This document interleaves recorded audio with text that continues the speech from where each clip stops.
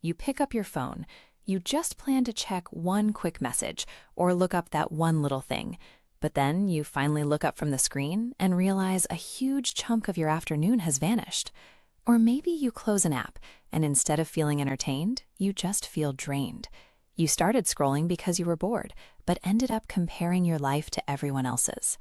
If you're nodding along, you need to hear this. Feeling drained or losing track of time is completely normal. It doesn't mean you're bad at self-control.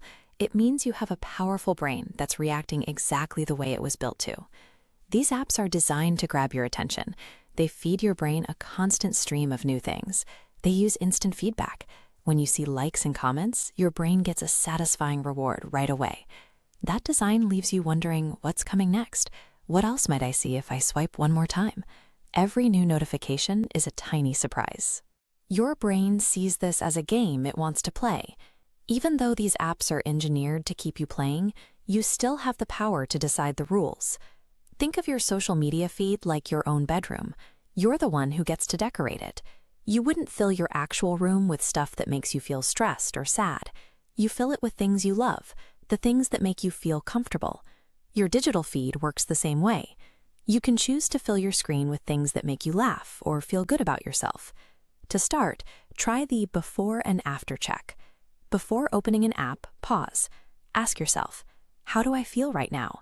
Then after closing the app, ask, how do I feel now? Do I feel better, worse, or the same? Whatever the answer is, it's just information to help you learn what your brain actually enjoys. There is no right or wrong answer. Next, use the follow with intention rule. This is where you decide which accounts get to stay in your digital room. Does an account make you feel inspired and connected, or does it make you feel like your own life isn't exciting enough? You have total permission to mute or unfollow any account that brings you down.